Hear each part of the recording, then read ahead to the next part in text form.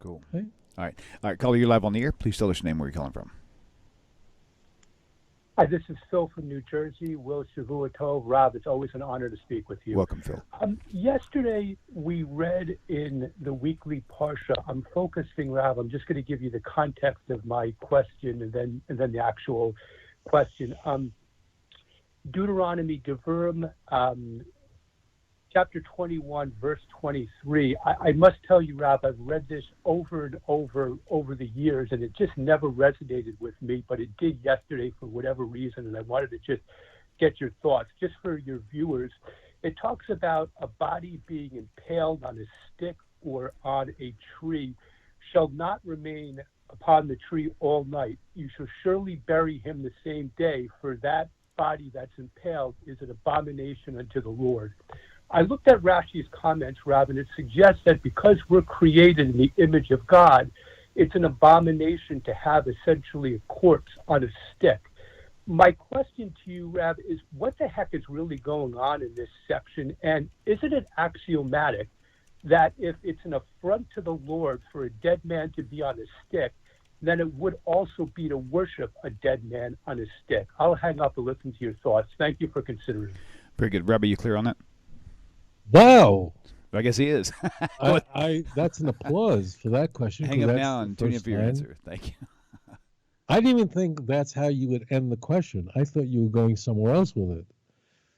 Applause. That's the first time anyone ever asked that question, and something obviously I thought about a lot and hope for an opportunity like this. First, our context. This part of Deuteronomy is discussing Jewish law, courts, torts, and capital offenses. The Torah warns us to know that a dead body must be interred, must be buried very quickly, and even someone who receives capital punishment, which would be a very rare event, but it happened, that the body cannot be up even overnight. Now, and from there we see that the body must be buried very, very quickly. Right there. Why did the Torah use the most extreme situation? You would think that the body of a person who was so wicked that he received the death penalty, that maybe he would not deserve a proper burial. So if a person who was condemned, who was very wicked, who received the death penalty, his body can't wait overnight. So certainly a person who's not a criminal, personally a just person, has to be buried immediately. And that's where I thought you were going with this, but then you kind of snapped it at the end and went, does this mean that you can't worship a dead person on a stick? I like it. It works.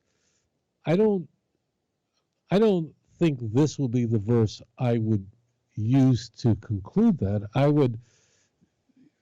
would more rapidly use passages in Tanakh that tell us that the dead cannot die for the sins of the wicked, that you can't have vicarious atonement, because Deuteronomy chapter 21 is not discussing atonement in that passage. We're not talking about anyone being forgiven.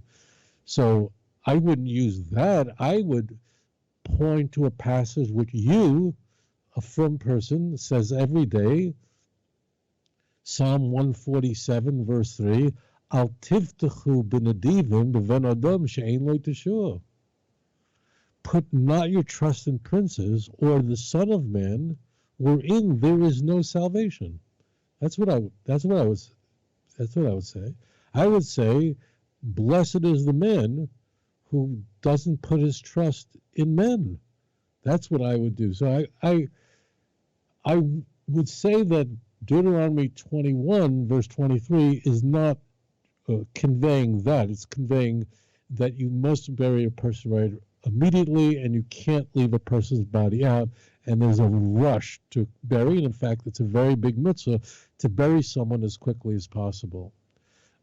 But I would use the very passages in the Tanakh which convey, don't put your trust in the Son of Man. There's no salvation in the Son of Man. And in fact, Anochi, Anochi, even I am the Lord, the Ein Milvadei Moshiach, and there is no Savior besides me, I would think that clearly conveys what you're seeking to convey. Thank you for that question.